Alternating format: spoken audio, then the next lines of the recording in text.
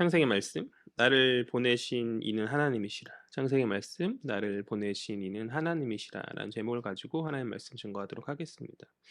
오늘 우리가 살필 창세기 45장의 말씀은 지난 37장에서부터 형제들의 범죄로 말미암은 그 야곱 가문에 흐르고 있었던 긴장을 해결해 주는 본문이죠. 지난 시간 우리가 살핀 대로 아버지와 동생 베냐민을 위해 스스로 노예가 되는 것을 주저하지 않은 유다의 어떠한 자기 희생의 모습은 어쩌면 지금까지 냉혹한 시험 감독관이었던 요셉의 마음을 울리기에 충분하였고, 동시에 이것은 성경 역사 안에서 처음으로 타인을 위해 기꺼이 자신을 내어놓는 첫 번째 사건이죠. 하나님 당신의 피조물들에게 보기를 원하셨던 그 모습, 그 모습이 드디어 유다를 통해 구현되었고, 그것은 지난 시간에 얘기했지만 그리스도의 모형이자 우리에게는 신자가 보여야 할 성숙한 어떤 신앙인의 모범이다라고 할 수 있을 것 같아요. 여기까지는 지난 시간 살폈던 내용이었고, 이제 요셉이 형제들에게 오늘 본문 가운데 자신의 정체를 드러내면서 그들을 용서하고 드디어 이 집안의 긴장이 해소되어지고 화해가 완성되어지는 거죠. 우리 1절과 2절 말씀 볼까요? 다 같이 읽겠습니다. 시작. 요셉이 시종하는 자들 앞에서 그 정을 억제하지 못하여 소리질러 모든 사람을 자기에게서 물러가라 하고 그 형제들에게 자기를 알리니 그때 그와 함께한 다른 사람이 없었더라. 요셉이 큰 소리로 우니 애굽 사람에게 들리며 바로의 궁중에 들리더라. 아멘. 냉혹한 시험 감독관이었던 요셉은 유다의 그 울림 있는 말에 감정을 주체하지 못하고 형제들만 남긴 채 모든 사람을 물러가게 하죠. 그리고 자신을 드디어 이제 자신의 정체를 그들에게 알리게 되는데, 2절을 보면 비록 그가 사람들을 밖에 보내었지만 큰 소리로 울었었기 때문에 바로의 궁중에 그 소리가 들렸다라고 이야기하고 있어요. 그 요셉의 감정의 복받침이 얼마나 큰 것이었는지 우리가 살필 수 있는 거죠. 그간 요셉이 형제들에 대해서 이제 간헐적으로 울었거든요. 이번에 아마 세 번째 울음일 것인데, 뭐 간헐적으로 울었지만 바로의 궁중 사람들에게 들릴 정도로, 그 외부의 사람들에게 들릴 정도로 큰 소리로 우는 그의 모습, 지금 오늘 세 번째 큰 소리로 우는 그의 모습은 그 37장부터 이어져 온 그의 억눌렸던 감정과 회한이 얼마나 컸는지를 잘 살필 수 있는 그러한 모습이죠. 그는 이 울음을 통하여 형제들을 향한 지난날의 감정을 다 씻고 용서의 마음 안에서 형제들을 화해와 이제 오늘 살펴보겠지만 구원의 자리로 그렇게 초청하고 있다. 3절 말씀 볼까요? 3절 다 같이요. 시작. 요셉이 그 형들에게 이르되 나는 요셉이라 내 아버지께서 아직 살아 계시나이까? 형들이 그 앞에서 놀라서 대답하지 못하더라. 아멘. 3절에서 요셉이 형제들에게 자신이 요셉임을 알리면서 그들에게 한 첫 번째 질문. 그 첫 번째 질문이 무엇이죠? 그것은 바로 아버지 야곱의 안부이죠. 분명 아버지의 절망을 염려하여 자신을 내어놓기를 주저하지 않았던 유다의 그 말이 요셉의 눈을 뜨게 하였을 거예요. 형제들을 시험하는 동안 무감각했던 그 자신의 말을, 자신의 그 모습을 유다의 말을 통해서 돌아보지 않았겠는가. 비록 그것이 진정한 화해를 위해 필요한 일이라 할지라도 어쨌든 간에 그러한 요셉의 시험의 행동들은 자칫 고령이 야곱에게는 큰 해가 될 수도 있는 그런 상황이었잖아요. 그래서 그러한 깨달음 가운데 이제 형제들을 그 자기를 해했던 과거, 해하였던 형제들만을 바라보는 그 좁은 시야에서 자신을 사랑했던 아버지를 이제 요셉이 기억하고 생각하는 조금은 여유의 마음을 가지게 된 것이 아닌가. 우리가 인생을 살아갈 때 나를 어렵게 하고 힘들게 하는 사람들의 많은 마음과 시간을 쓰며 살아가죠. 그렇지만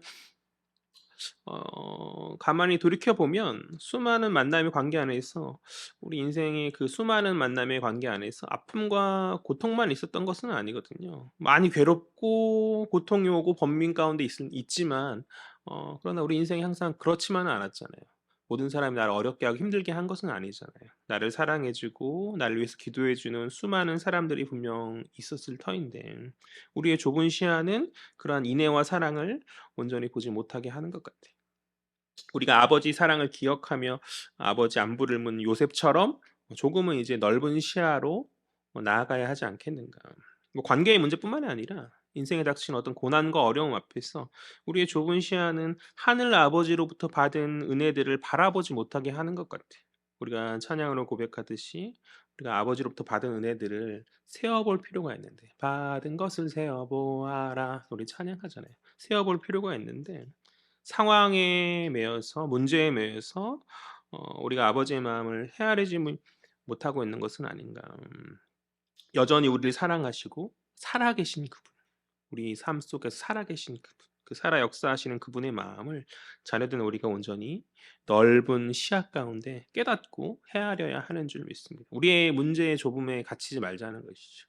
크게 역사하시는 주님, 그 주님을 넓은 시야로 바라본 가운데 오늘 요셉처럼, 오늘 그것을 깨달은 요셉처럼 우리가 서야 되지 않겠는가. 다시 본문으로 돌아와서 3절의 하반절을 보면 요셉의 이런 말에 형제들이 놀라서 아무런 대답도 하지 못하고 있음을 우리가 살필 수 있죠. 그러니까 전혀 예상치 못한 상황이죠. 그렇잖아요. 갑자기 어렵고 그 사람 앞에 덜덜 떨었던 그 애굽의 고관이 갑자기 형제들을 바라보고 울면서 자기가 요셉임을 고백하는 그 상황. 예상치 못한 상황이죠. 그리고 어쩌면 과거 그들이 요셉에게 행했던 죄, 그 범죄로 말미암아 동생 요셉에게 사실 그들이 할 말이 없는 입장이 아니었겠어요? 오랜 시간이 지남 가운데 동생을 만났지만 그들은 주저하지 않을 수 없는 거죠. 그러나 이들의 주저함이 무색하게 요셉은 그들을 자신에게 가까이 오도록 요청하고 자신이 요셉임을 다시 한번 알리면서 과거의 그 일로 말미암아서 근심하지 말 것을 형제들에게 부드러운 어조로 이야기하는 것이죠. 우리 4절과 5절 말씀 볼까요? 4절에서 그것이 나타나는데 다 같이요. 요셉이 형들에게 이르되 내게로 가까이 오소서. 그들이 가까이 가니 이르되 나는 당신들의 아우 요셉이니 당신들이 애굽의 판자라. 당신들이 나를 이곳에서 팔았다고 해서 근심하지 마소서, 한탄하지 마소서. 하나님이 생명을 구원하시려고 나를 당신들보다 먼저 보내셨나이다. 아멘. 4절에서 요셉은 오직 형제들과 자신만이 알고 있는 비밀을 이야기하므로 그들에게 분명 자신이 요셉임을 확신하게 하죠. 그 비밀이 무엇이죠? 그들의 시기로 말미암은 형제들의 범죄, 바로 그들의 아우 요셉을 애굽에 판 일이죠. 그러나 요셉이 자신을 판 그 비밀을 언급하면서 형제들에게 말하는 이것이 그들을 압박하기 위함은 아니죠. 이어지는 5절을 통해서 우리가 알 수 있는데 이어지는 5절은 근심하고 한탄하지 말라고 말하잖아요. 근심하고 한탄하지 말라는 그의 말에서 살필 수 있듯이 이미 요셉은 형제들을 다 용서한 거죠. 이 순간 유다의 말의 울림 안에서 용서하였고 자신이 이 말을 한 것은 과거의 그 비밀을 끄집어내서 이야기한 것은 자신이 분명 요셉임을 알리기 위한 그러한 것이었다. 또 5절 하반절에 나타난 그의 통찰은 즉 자신에게 일어났던 고난과 어려움의 모든 상황들에 관한 그 요셉의 통찰, 그가 깨달은 통찰은 그 모든 것이 하나님의 섭리적 다스림 안에 있었음을 이야기하여 주고 있지. 요셉은 그 모든 것이 자신과 자신의 가문의 생명을 구하기 위한 하나님의 무엇으로 이해하고 있어요? 하나님의 보내심이다. 요셉은 그것을 하나님의 보내심으로 이해하고 있다. 모든 것이 합력하여 선을 이루는 하나님의 뜻, 하나님의 선한 보내심으로 그가 이해하고 있다. 요셉의 인생 순간순간 하나님 얼마나 그를 도우셨습니까? 표면적으로 요셉은 사실 계속해서 하강의 인생을 살아간 듯 보이나 하나님 그와 함께 하심으로 그가 건드리는 모든 것들을 복되게 하셨고 비록 그 과정 가운데서 억울한 일들이 많이 있었지만 결국 이방 땅에서 지금 요셉의 위치는 바로 왕 다음으로 가장 높은 자리. 오늘 요셉의 고백함 가운데서 바로의 아비가 되게 하셨다라고. 그러니까 어쩌면 가장 높은 영향력을 가진 위치로 하나님 바꾸셨죠. 그를 세우셨다 이것이에요. 그리고 과거 그가 빼앗겼던 우리가 지지난 시간에 살폈던 것처럼 빼앗겼던 모든 것들을 하나하나 하나님께서 되찾게 하시고 회복되게 하시죠. 그러니까 그렇게 그의 인생이 복되었다. 그러한 모든 과정 속에서 누구보다 주님의 어떤 깊은 임재를 경험한 요셉은 자신이 이러한 굴곡진 인생의 여정이 하나님의 뜻을 위한 하나님의 보내심임을 요셉은 깨달은 것 같아요. 그 하나님의 뜻은 언약 가문 속 언약 가문에 속한 자신들의 어 언약 가문에 속한 어떤 자들의 생명의 보존과 보호인 것이죠. 요셉은 자신의 인생을 그런 하나님의 뜻을 위하여 보낸 받은 것이다. 그러니까 보냄 받은 자다라고 그렇게 보내어진 것이다라고 그렇게 이해하고 있다. 그렇게 해석하고 있다. 내 인생이 고난과 굴곡이 많았지만 이 모든 과정 가운데서 하나님 뜻이 있었는데 그 뜻이 우리 가문을 구하기 위해서다. 생명을 보존하기 위해서다라고 그렇게 자신의 역경과 그런 어떤 과정들을 고난의 과정들을 그렇게 긍정의 해석으로 나아가고 있다. 과거 신학교 시절 여러 선배들과 목사님들이 했던 이야기가 기억에 남는데 그것은 "인생은 해석이다."라는 말이에요. 모든 상황 가운데 우리가 그분의 섭리적 다스림 안에 있고 주님의 뜻이 있으므로 그렇게 해석한다면, 그런 긍정의 해석을 한다면 우리에게 닥친 모든 어려움의 상황들은 오늘 요셉의 고백처럼 주님의 뜻을 이루기 위한 연단의 과정이 되겠죠. 주님의 큰 뜻을 이루기 위한 연단의 과정인 줄 믿습니다. 그러한 깨달음 안에서 우리는 주님을 신뢰함 가운데 상황이 아무리 어려워도 그러한 긍정의 해석이 있다면 힘을 잃지 않고 담대하게 나아갈 수 있는 것이죠. 그러나 우리가 좁은 시야를 가지고 자신의 어떤 불행한 부분에만 고난 가운데, 고난과 어려움은 어렵잖아요. 힘들잖아요. 그러한 것에만 집중한 나머지 그 이면에 있는 주의 뜻을 깨닫지 못한다면, 그래서 그러한 인내의 과정들을 견디지 못한다면 그 인생이 좋은 열매를 맺을 수 있겠는가? 그 인생은 실패할 수밖에 없지 않겠어요? 인생은 해석인데 그렇다면 우리는 어떠한 해석으로 주어진 인생을 살아가고 있습니까?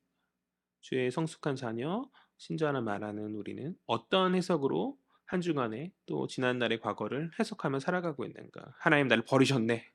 하나님 나를 왜 안 도와주셔? 이렇게 가고 있는가? 아니면 하나님 많은 은혜를 주셨고 선한 길로 인도하고 계시지. 지금 어렵고 힘들지만 나는 그것을 신뢰하며 나아가야지라는 그러한 모습으로 나아가고 있는가? 어,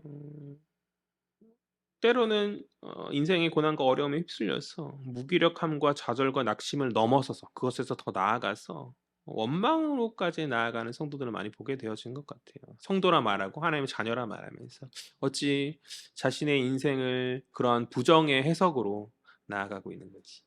인생은 해석인데 우리가 어떤 해석을 할지는 각자의 선택이죠. 온전한 성령의 역사 안에서 우리가 들려지는 긍정의 선택, 긍정의 해석의 선택을 할 수 있는 저와 여러분 되었으면 좋겠습니다. 무엇보다도 하나님이 우리를 이 땅에 보내심은 생명을 구원하시기 위함임을 우리는 알아야 되는 줄 믿어요. 주를 알지 못하여서 영적 죽음 안에 여전히 머물러 있는 자들, 예수 그리스도를 알지 못하여서 구원에 이르지 못하는 그러한 자들을 돌이켜 생명을 보존하시기 위해서 주님 우리를 이 땅에 보내시고 우리 하나님 교회를 세우신 줄 믿습니다. 그러하기에 보내심의 사명을 깨달은 자는 스스로 인생의 쾌락과 즐거움만을 위해서 살지 않죠. 요즘 사람들은 그것을 자랑하고 어떤 SNS상에 올리고 그렇잖아요. 그것이 인생의 목적인 양 살아가잖아요. 그러나 우리는 그렇게 살아가는 자들이 아니죠. 예전에 저는 이제 그 다음 세대 그리고 싸이 세대였었어 가지고, 다음 카페 세대, 싸이 세대였어 가지고, 뭐 그전에는 뭐 프리첼도 있었다고 하는데 계속 바뀌고 있죠. 요즘에 뭐 인스타이지만. 그래서 그때 당시만 해도 신화 그 미니홈피 같은 거 할 때 배경음악으로 교회 다니는 친구들은 인제 그러니까 복음성가, 좋은 복음성 같은 걸 하고 그리고 신앙적 글들을 많이 올리고 했었던 것 같아요. 물론 인제 그런 것이 자기 PR하는 것이기 때문에 어떤 자기가 어떤 맛있게 먹은 것들, 뭐 지금과 다를 바 없이 그런 것들을 많이 올리고 했었는데, 그럼에도 불구하고 여러 가지 어떤 신앙적 깨달음의 글들이나 그런 것들을 많이 했었는데 요즘은 뭐랄까, 믿는 사람들 안에서 믿는 사람들의 SNS상에서도 그러한 모습을 보기 희미한 것 같아요. 그냥 다 세상과 다를 바 없이 먹고 좋은 거 찍고 뭐 여행 가고 이런 것들, 뭐 그런 것 자체가 부정적이라는 것은 아닌데 우리가 하는 관심사가 드러나지는 것이잖아요. 그 사람의 어떤 관심사가. 저는 보니까 기계 고치는 것만 자꾸 올리고 있어서 이게 SNS가 목사 SNS인지 무슨 정비공 SNS인지 아무튼 그런데 자기 관심사가 드러나게 지게 되는 건데 은혜로운 글들이 많이 없는 것 같다는 생각을 하거든요. 그러니까 성도들의 관심이 많이 그것에서 어떤 세상적인 것들로 어떤 것들을 자랑하는 것으로 많이 바뀌고 있는 것은 아닌가. 어 무엇보다 중요한 사명이 있죠. 내 모든 것을 내어 주어 주의 복음을 전하고 섬김의 삶, 생명의 삶을 우리가 걸어가야 하는 줄 믿습니다. 우리는 사명자잖아요. 그냥 이 땅에 살라고 그냥 너가 너 뜻대로 살라고 우리를 보낸 게 보내심을 우리가 보내심을 받은 것이 아니라 우리는 사명자다. 그것을 기억하고 하나하나의 모든 상황과 순간 가운데서 주의 기쁨이 되도록 또 주가 우리에게 허락하신 많은 자들을 생명의 길로 이끄는 그러한 요셉에게 맡겨진 그 사명이 우리에게도 있다. 그것을 깨닫고 우리가 그렇게 나아갔으면 좋겠어요. 오늘날 조국 교회 안에서 주를 믿는 신자는 많지만 그 나를 보내신 하나님의 뜻을 깨달은 가운데 사명자로 나아가는 것은 굉장히 희미한 것 같거든요. 사명자로 나아가는 것은. 교회가 크고 사람이 많으면 무엇합니까? 그 크고 많은 사람들 중에 주의 뜻을 헤아리는 사명자가 희미하다면 그것은 너무 안타까운 것이죠. 우리가 작다고 우리의 자금을 집중할 필요가 없을 것 같아요. 우리 한 사람 한 사람이 사명자로 온전히 세워진다면 하나님 주목하시는 교회, 하나님 주목하시는 공동체가 되지 않겠는가. 이 사명은 목사와 선교사 같은 어떤 성직자로 부름받은 몇몇이 감당해야 될 그런 것이 아니죠. 오히려 사실 전도하고 이제 복음 전하는 것은 오히려 리더들이 잘 못하죠. 리더들이 좀 잘 못하고 왜냐면 교회 사역에도 바쁘기 때문에 잘 못하죠. 이것은 몇몇의 전유물이 아니라 몇몇의 전유물이 아니라 신앙 안에서 바르게 세워진 모든 성도들이 감당해야 될 그러한 사명이다. 어쩌면 목사보다 어쩌면 선교사보다 더 많이 복음을 전하고 더 많이 주변의 사회 안에 있잖아요. 세상 안에 있잖아요. 그곳에서 선한 영향력으로 그들을 감화시키면서 하나님의 사람들을 회복시켜야 될 사명이 우리 가운데 있다. 그 사명을 온전히 감당할 수 있는 저와 여러분 되었으면 좋겠어요. 계속해서 요셉은 하나님의 섭리 안에 자신이 이제 애굽에 보냄받은 것에 대해서 이야기하면서 왜 생명을 보존하기 위함인지에 관한 이유, 즉 여전히 그 온 땅에 기근의 기간이 남아 있음을 설명하죠. 우리 6절 말씀 볼까요? 6절이요. 시작. 이 땅에 2년 동안 흉년이 들었으나 아직 5년은 밭가리도 못하고 추수도 못할지라. 과거 요셉이 하나님의 지혜로 바로의 꿈을 해석함으로 알았던 그 사실. 온 땅에 기근으로 말미암은 재난, 애굽 땅을 넘어서서 온 땅의 기근으로 말미암은 재난의 상황이 이제 2년이 지났을 뿐이고 아직 5년이 남았고 그러한 재난 가운데 하나님 자신을 보내심으로 생명을 구하길 원하셨다. 그것이 하나님 뜻이었다라고 그렇게 형제들에게 알리는 거죠. 우리 7절과 8절도 보죠. 시작. 하나님이 큰 구원으로 당신들의 생명을 보존하고 당신들의 후손을 세상에 두시려고 나를 당신들보다 먼저 보내셨나이다. 그런즉 나를 이리로 보낸 이는 당신들이 아니요 하나님이시라. 하나님이 나를 바로에게 아버지로 삼으시고 온 집의 주로 삼으시며 애굽 온 땅의 통치자로 삼으셨나이다. 아멘. 그러니까 그 이전에 살폈던 5절부터 지금 이제 읽었던 8절까지 요셉은 반복해서 말하고 있는 이야기가 있거든요. 4번이나 반복해서 말하는데 그것은 하나님께서 자신을 보내셨다라는 그러한 고백이죠. 이것은 언약 백성을 위한 하나님의 섭리이고 통치이죠. 이 가정의 갈등으로 말미암은 어떤 보내고 보냄 받는 자가 있잖아요. 이 본문의 스토리 안에서. 그러나 그 보내고 보냄 받은 자가 이 기사의 주인공이 아니죠. 우리가 요셉의 주인공인가, 그 용서받는 형제들의 주인공인가 이렇게 생각할 수 있잖아. 보내고 보냄 받는 자 주인공이라 생각할 수 있지만 그들은 주인공이 아니에요. 오늘 누가 주인공이 되죠? 요셉의 말을 통해서 알 수 있듯이 오직 주님이 오직 그분이시 하나님 그분이 이 본문 안에서의 주인공이 되시는 것이 하나님의 섭리 안에서 이 모든 것이 이루어지고 있다. 하나님께서 이 모든 것을 행하고 있다.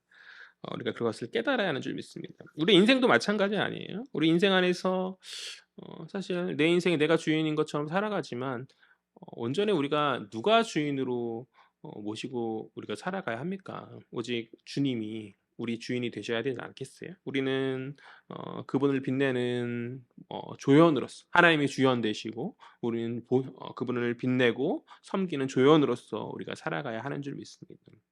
오늘 형제들 앞에서 고백한 이 신실한 요셉의 고백이 우리의 진정한 고백이 되었으면 좋겠어요. 주님을 우리의 주인으로 모시며 모든 인생 가운데 성령의 인도함 안에서 그분이 기뻐하시는 삶으로 살아가는 것. 더 이상 내가 주인이 아니라 여태까지 내가 주인이었죠. 자꾸 뭔가 하고 싶은 것들 하고 부족함 없이 대한민국 사회가 너무 좋은 사회인 것 같아요. 저는 되게 행복하거든요. 예전처럼 어렵지도 않고 우리가 이제 상대적인 박탈감 안에서 힘들다 하지만 사실 냉정히 따져보면은 우리가 먹고 생활하는 모든 것들이 조선시대로 따지면 왕보다 더 풍족한 거거든요. 사실 생각해 보면은. 그러니까 행복한 은혜 안에 살아가고 있는데 그러다 보니 자꾸 인생의 주인공이 나인 것처럼 나인 것 마냥 그렇게 살아가는 모습들이 있는데 그것이 아니라 온전한 나의 주인 되신 그분을 깨닫고 그분의 뜻 안에서 그분의 뜻을 헤아림 가운데 살아가는 것. 그것이 바로 하나님 우리를 보시며 기뻐하실 모습인 줄 믿습니다. 우리 9절과 10절 보죠. 9절이요. 시작. 당신들은 속히 아버지께로 올라가서 아뢰기를 아버지 아들 요셉의 말에 하나님이 나를 애굽 전국에 주로 세우셨으니 지체 말고 내게로 내려오사 아버지의 아들들과 아버지의 손자들과 아버지의 양과 소와 모든 소유가 고센 땅에 머물며 나와 가깝게 하소서. 아멘. 요셉의 깨달음, 언약 가문의 생명을 보존하기 위해 하나님 자신을 앞서서 애굽의 정탐꾼으로 보내심을 깨달은 요셉은 이제 형제들을 정탐꾼으로 모함했었는데 그가 사실 정탐꾼이었죠. 하나님의 정탐꾼. 앞서 애굽의 정탐꾼으로 보내셨다라는 것을 깨달은 요셉은 이제 아버지 야곱과 그의 가문을 어떻게 해요? 애굽으로 초청하는 것이죠. 그 초청은 그 가정을 구원하기 위한 하나님의 뜻의 일환인 것이죠. 하나님으로부터 말미암아 애굽의 총리가 된 요셉은 이제 야곱과 그의 가문의 생명을 보존할 피난처 날개 그늘이 되어줄 것이에요. 요셉은 그의 아버지와 형제들의 주업인 목축에 유리한 고센 땅을 제시하면서 그들의 거처를 이제 마련하거든요. 이제 고센 땅은 나일강 동쪽 삼각주 지역에 있는 어떤 물이 넉넉하고 초장이 있는 그러한 풍부한 푸른 그런 곳인데 야곱이 가문이 이제 그곳에 거하기에 부족함이 없는 그런 것이죠. 11절이요. 11절. 시작.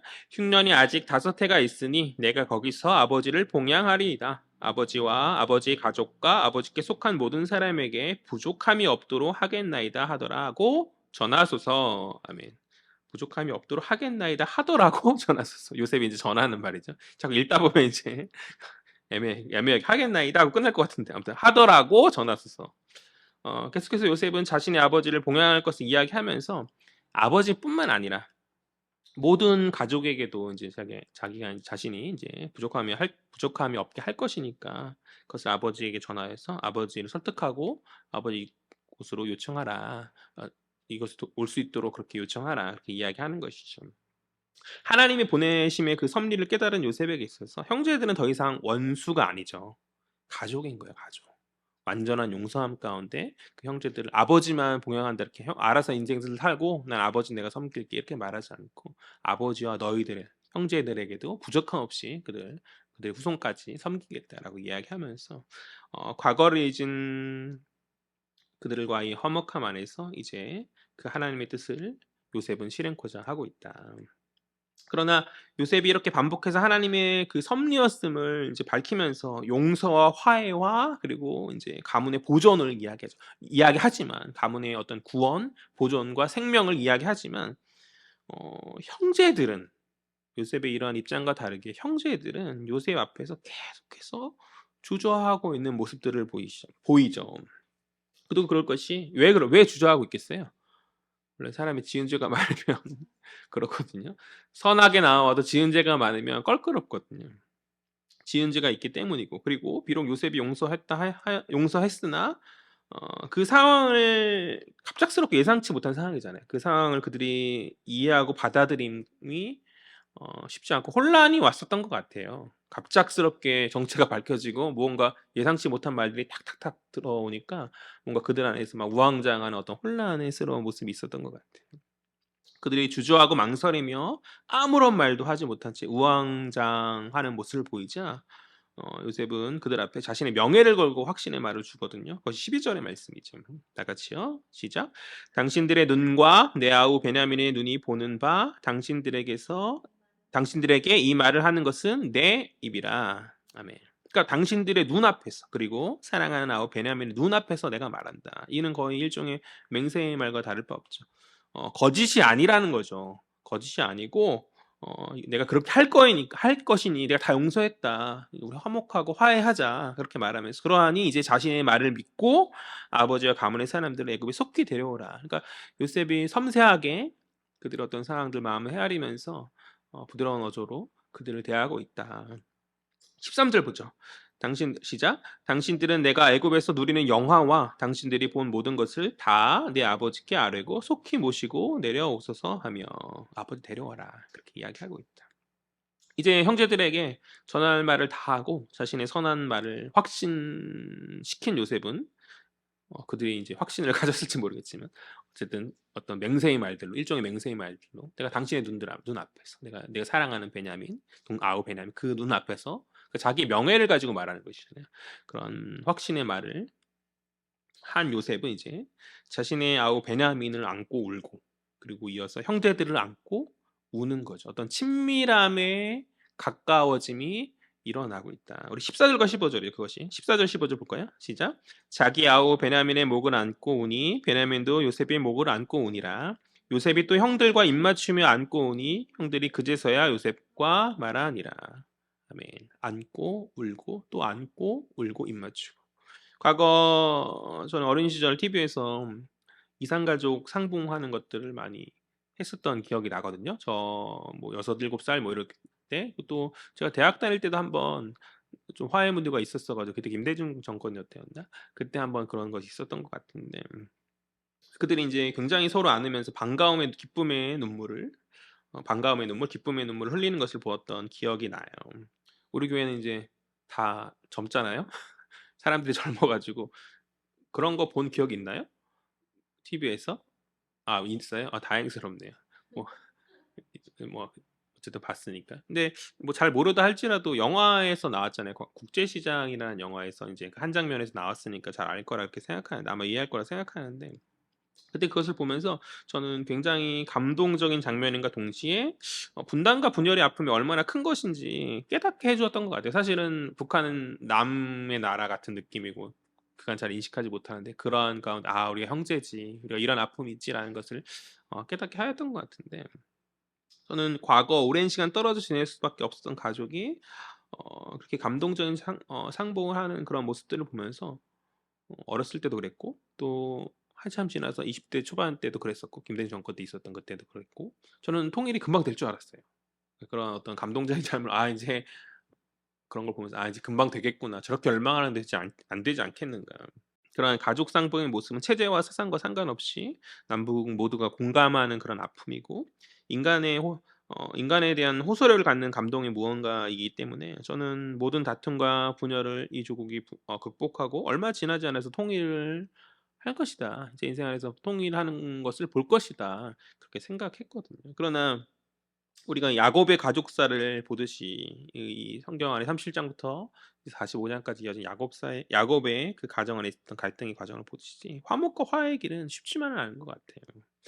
지난날 과거에 대한 인정과 더불어 서로에 대한 이해가 필요하고 그리고 무엇보다 하나님의 섭리적 도우심이 필요하다라고 저는 생각합니다. 하나님의 섭리적 도우심이 필요하다. 화해와 그러니까 서로에 대한 이해, 과오에 대한 인정, 그리고 서로에 대한 이해, 그 무엇보다도 하나님이 섭리적 도우심이 필요하다. 과거 조국 교회 성도들은 우리의 소원은 통일이라 말하면서 조국 통일을 위해서 많이 기도했거든요. 뭐 철야나 아니면 그럴 때마다 아니면 어떤 주기적으로 어떤 교회 안에서 어떤 큰 행사들, 교회들 간의 큰 행사들 뭐 잠실에서 뭐 기도를 한다든지 뭐 구국성회 뭐 이런 것들을 이제 하면서 그렇게 통일에 대해서 이제 주기적으로 기도하였던 그런 기억들이 있는데 그러나 오늘날은 웬일인지 그런 기도가 많이 잘 보이지 않는 것 같아요. 어느덧 남한은 우리끼리 살고 있는 섬나라로 변해 버렸고 북한은 세계의 골칫거리로 점점 우리와는 거리가 멀어지고 있는.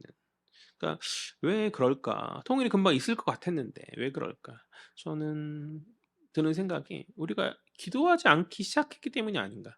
우리가 점점 기도하고 있지 않기 때문에 변화와 회복이 더딘 것은 아닌가.' 이북에 가족을 남기고 온 이제 그 사람들이 얼마 남지 않았는 거 다 돌아가시고 이제 얼마 남지 않았겠죠. 그 사람들의 아픔들, 그 사람들이 다 수명을 다해서 이 땅을 떠나기 전에 우리가 그들의 어떤 아픔들을 공감하면서 일치와 화합을 이뤄야 하는데 우리가 너무나 그들의 어떤 것들을 그런 그들의 아픔과 슬픔들을 등한시하고 있는 것은 아닌가. 바라기는 이 조국과 이 민족 안에 오늘 14절, 15절의 그 모습, 분열과 깨어짐을 극복하고 형제들이 서로 얼싸안으며 하나 되는 그 모습이 회복되어지기를 간절히 소망합니다. 그런 일들에 교회가 앞장서야 하는 줄 믿습니다. 어떻게 앞장서요? 교회는 기도하는 거죠. 기도와 간구로 주님의 역사가 속히 이 땅, 이 나라, 이 민족, 죽어가는 저 사망의 길로 가는 저 북역의 동포들을 바라보면서 우리가 기도할 때 회복의 역사를 달라고 기도할 때 주님 하나님의 섭리적 역사 안에 도우시지 않겠는가. 오늘 야곱의 가정 안에서 그렇게 역사하셨던 주님이 우리 조국 이 민족에도 그렇게 역사하여 주실 줄을 믿습니다. 다시 본문으로 돌아와서 15절에 요셉이 이제 베냐민과 이어서 형제들을 안고 오는 모습을 통해서 형제들은 요셉의 선한 뜻을 이제 이해하고 받아들이고 하나 되는 것이죠. 형제들이 이제 말하고 요셉을 반가워하고 그러니까 이제 안고 서로 울면서 친밀감이 이루어졌고 이제 머리를 넘어서 가슴으로 그들이 하나 되고 그렇게 화해와 화목으로 오늘 본문이 마무리되고 있다. 말씀을 정리하죠.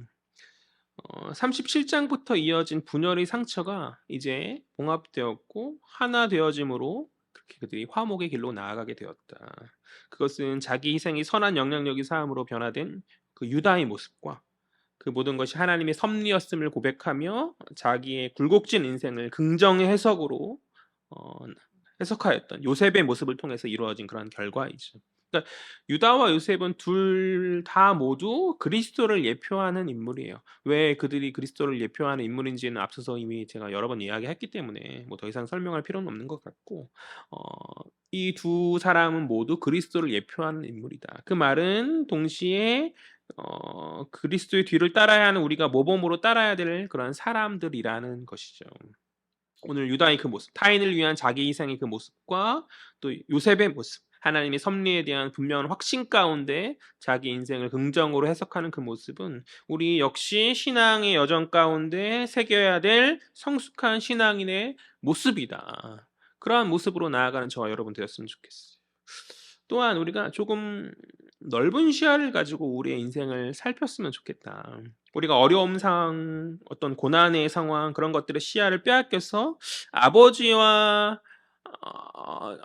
아버지로부터 받은 사랑의 은혜들을 헤아리지 못한다면 우리 교회는 헤아림 교회가 아니라 안 헤아림 교회가 되지 않겠어요? 헤아림 교회 이름이 좋잖아요. 주의 뜻을 헤아리자. 이 시대 안에서 아버지의 마음을 헤아리자. 아버지가 답답한 성도들을 보면서 답답해 여기시는 그 모습이 정말 기쁨의 자녀로서 헤아림 가운데 뜻을 행하는 거죠. 그렇게 행하자고 저희 이제 이름의 뜻이 있잖아요. 우리가 주의 은혜들을 집중하지 못하고 보지 못하기 때문에 우리가 자꾸 부정의 길로 나아가고 있는 것은 아닌가. 그러니까 하나님과의 친밀함이 있어야 되는데 자꾸 상황에 매이고 있는 것 같아요. 그 친밀함이 없기 때문에 자꾸 어떤 부정적 상황에 매이는 것 같아요. 그렇다면 우리가 하나님과 친밀하기 위해서는 하나님과 가까이 하기 위해서는 무엇을 해야 합니까? 성도의 특권이잖아요. 무엇이죠?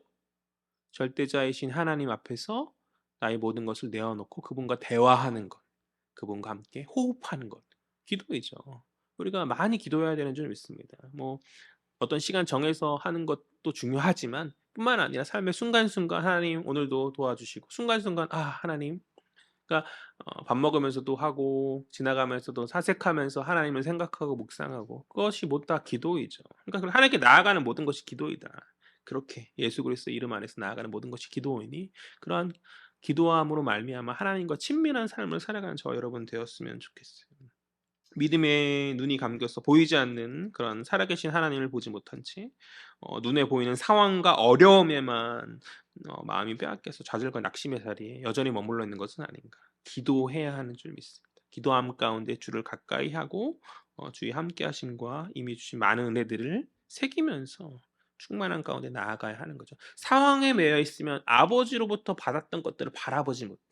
하나님과 친밀함 그러나 하나님과 친밀하면 주님이 이렇게 역사하셨지 인도하셨지를 깨닫거든요. 우리가 하나님께 친밀하지 못하기에 우리가 기도의 자리로 나아가지 못하기에 우리가 하나님 앞에서 하나님과 어떤 끈끈함이 없기에 자꾸 우리가 흔들리고 어떤 부정의 모습 가운데 머물러 있는 것은 아닌가. 나의 어떠한 것들, 나의 어떤 상황들 다 내려놓고 주와 함께 걷는 친밀한 가운데 오직 주님이 우리의 주인 되게 하는 그리스도가 주가 되게 하는 우리들 되었으면 좋겠습니다. 우리의 인생의 주인은 주님이시다. 우리는 그분을 빛내는 조연으로서 맡겨진 사명을 감당하는 자들이다. 성령이 우리의 삶을 인도하시고 역사하시는 그 은혜의 길을 겸손히 수용하면서 그 은혜의 길을 걷는 저와 여러분 되었으면 좋겠어요. 또 이 땅 가운데 우리를 성도로 보내신 하나님의 뜻이 있을 줄 믿습니다. 그것이 무엇이죠? 그것은 당신의 택한 백성들의 생명을 살리고 보존하시기 위함인 것이죠. 전하라는 거예요. 전도의 사명을 감당하라는 것이 우리에게 그러한 전하여 구원의 도를 가르치는 부르심의 사명이 있음을 우리가 잊지 않았으면 좋겠습니다. 때를 얻든지 못 얻든지 너는 말씀을 전파해야 되는 것이잖아요. 말씀을 전파하는 그런 삶. 그러니까 나 중심의 삶. 그래서 내 인생이 내가 주인이 되어서 내가 하고자 하는 기쁨의 삶. 좋은 것들을 사진으로 찍어 올리고 좋은 것들 먹고 여행 가고 뭐 어떤 그런 것 나쁘지 않은데 그것에 모든 포커스가 맞춰서 그렇게 나 중심의 삶을 살아가는 것을 이제 깨어버리고 이제 정말 주님이 기뻐하는 그 모습으로 나아가는 우리 모습들이 있었으면 좋겠어요. 어느 성도들은 자신의 휴가를 반납하고 선교로 단기 선교로 나가기도 하고 그러니까 그런 여러 희생의 모습들이 좋은 모습들이 우리 안에도 많이 있었으면 좋겠거든요.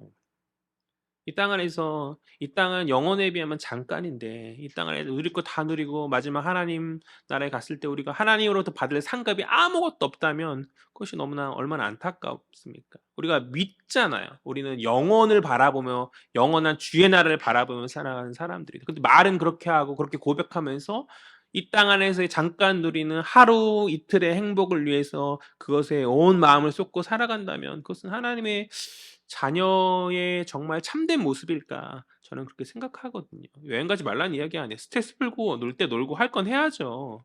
너무 그렇게 하지 말라는 이야기는 아닌데 그것에 뭐 어떤 죄책감을 가지고 그렇게 하라는 얘기가 아니에요.